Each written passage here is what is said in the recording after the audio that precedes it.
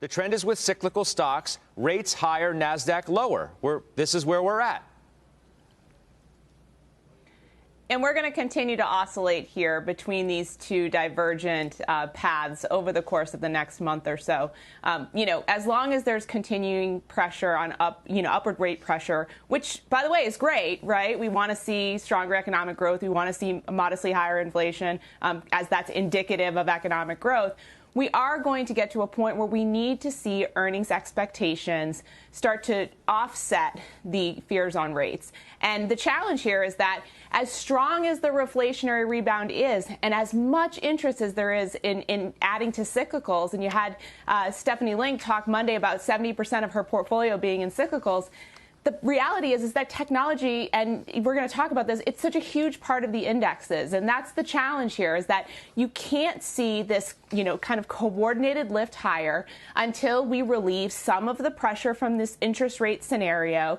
And that happens when the fundamentals improve. That happens with higher earnings expectations. And so over the course of the next month or so, I think you can either be a very short-term trader, or you need to look out over the next several 4, 5, 6 quarters, anticipate that those earnings are going to come in and make those valuations more attractive, and frankly, hold your nose on some of these growth names that you really want to hold as we enter a stronger economic period. Joe, you can't get out of the trend. I'm looking at the 10-year note yield on my fact set right now, okay? So I said it's up 6.25% today. It's up 82% over the past 3 months, 142% over the past 6 months. How can you get out of this cycle of selling in the NASDAQ if that trend continues for a while? Because I love the word that Shannon used, which is oscillating. And that's exactly what we're doing.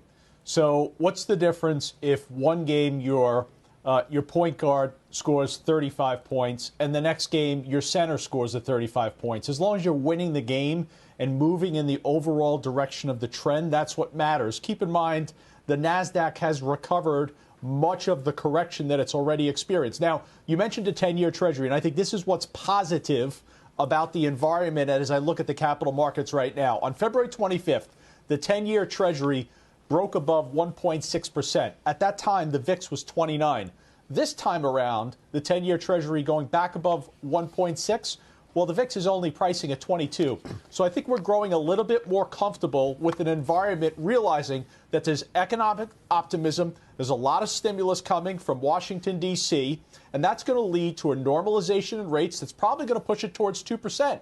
And in that world, there are going to be a relaxation in the abnormality where you saw that concentrated tech performance. But I agree with Shannon. It doesn't mean you completely pare back all your allocations towards it. You want a little bit of both, and overall the trend continues to point higher for both of them. Yeah, but are you saying that cyclicals and tech can work at the same time? Because the jury seems to be still out about that. Maybe eventually we can get to that point, but you're not in that scenario now, Joe. I mean, the market's telling the story. This is not me saying it to you. It's the market saying that. So in the cycle of the last 2.5 months, you're 100% correct. But overall, a healthy, normal market wants my favorite word, Scott.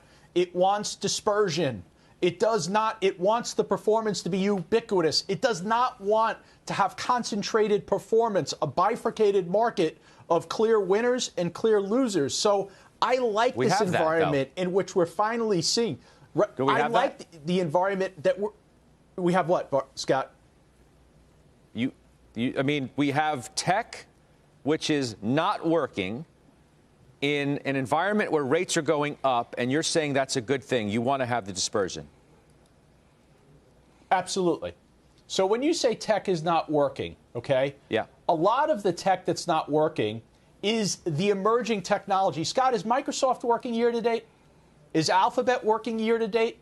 Those companies are working for you. There's other places within technology that are working as well. So maybe some of the stocks that pulled forward some of the growth because of the pandemic, like a Zoom, even like a DocuSign, which I owned, well, you're going to see a significant relaxation in their valuation.